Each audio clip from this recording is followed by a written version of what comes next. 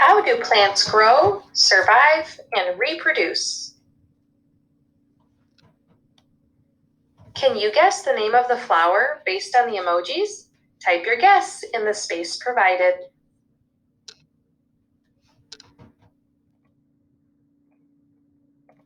Click on the picture and click on the link that pops up. Watch the video, then answer the questions below.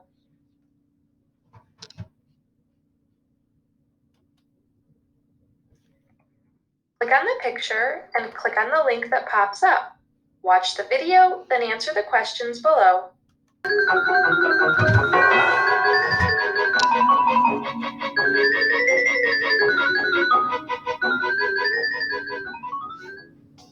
In case you haven't noticed, you're very different than plants. Plants keep growing as long as they live, pretty much stay in one place, and make their own food.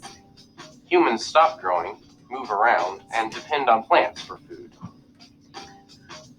Plants grow in different ways and directions, adding secondary roots, branches, and leaves.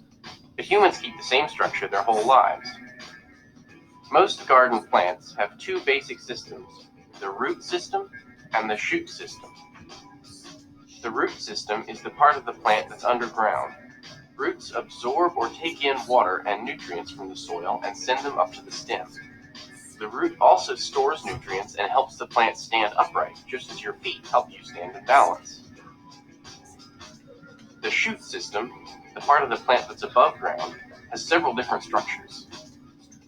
The stem carries water and nutrients to the plant. The stem holds the plant up to the sun. Leaves help the plant make its own food using sunlight, carbon dioxide, and water. Flowers hold the reproductive parts of the plant. Reproduction is the process of making new plants. Inside the flower is pollen, which often looks like yellow dust. In pollination, the pollen is carried to another part of the plant where the seed is produced. The seed is fertilized after pollination. The fruit develops around the seed. Fruit is the case for the seeds. Seeds become new plants. Here's the play-by-play for the sunflower.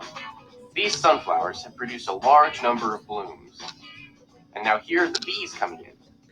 They collect pollen from the flowers and transfer it to other plants. This process, called pollination, is how new sunflower plants are born. This is why bees are so important to the gardener. The wind and other insects also help in pollination. Pollination leads to fertilization, which creates new seeds.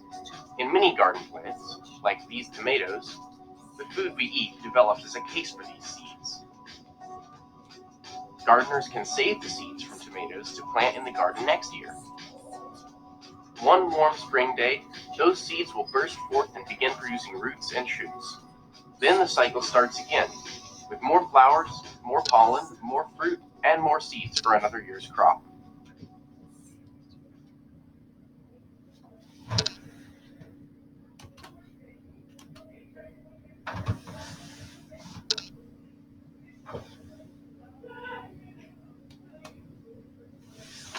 What plant structure delivers nutrients throughout the plant? A. Leaves, B. Stem, C. Roots, D. Fruit. To answer, click and drag one of the purple circles. You'll find them off to the left side of this slide.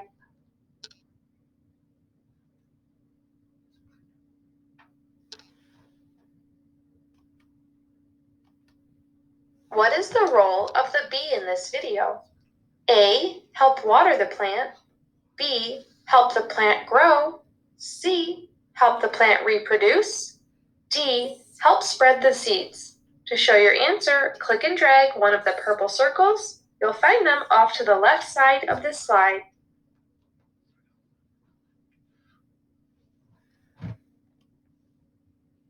What are the parts of plants? A plant has different parts. Each part plays a role in helping the plant survive in its environment. The roles of leaves and stems. You know that most plants are made of cells, millions of them. Similar cells are grouped to do certain jobs. For example, some cells make food and some store it. Some cells provide support for the plant, and some help carry nutrients throughout the plant. Groups of similar cells form tissues, such as wood and the outer covering of plants. Different tissues work together to form organs, such as leaves, stems, and roots. Most plants have all these parts, whether the plant is a redwood tree or a dandelion. Leaves. All leaves have the same role.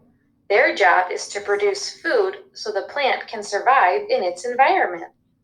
To make that job easier, leaves are different shapes and sizes. For example, the leaves of plants, such as pine trees, are thin, sharp needles. The narrow shape prevents the tree from losing too much water. Other plants, such as a banana plant, grow in places with plenty of water. Their leaves can be almost as wide as a kitchen table. Stems.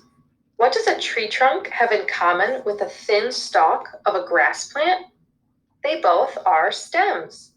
Stems vary greatly in size and shape, but they all have the same two basic functions. They carry water, minerals, and food between the roots and the leaves. The stems also support the plant, holding the leaves up so they can get sunlight. Some stems are soft and flexible. You can bend them in your hand. Examples include the stems of daisies, dandelions, and tomato plants. These stems are usually green and carry out photosynthesis just like leaves do. Some stems grow strong and thick. They can support larger plants such as trees. The tree's outer layer of dead cells forms bark that protects the plant.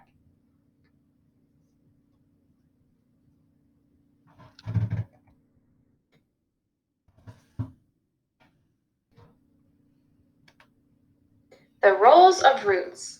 If you have ever tried to pull up a large weed, you know one of the main jobs that roots do? They anchor the plant firmly in the ground. Because most roots are underground, they can absorb or take in water and mineral nutrients from the soil around them. One thing that roots do not do is make food. Root cells do not contain chlorophyll. However, some roots store food. The plant uses this food when it cannot produce enough during photosynthesis. Fibrous roots. Roots grow away from the stem in search of water and nutrients. In some plants, roots spread out in many directions, forming a fibrous root system. They are able to absorb water and mineral nutrients from a large area. The plant can take in water before it runs off. The plant stores the extra water in its stem. The roots in a fibrous system are all about the same size. They grow longer, but they don't grow very thick or very deep.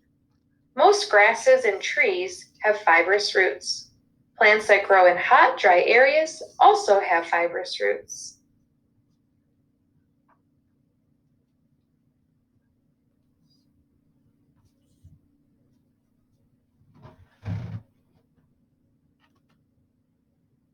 How do the structures of a plant work together to help it survive and grow? Use these words to help you write your response. Leaves, stems, roots. Type your answer in the box provided below.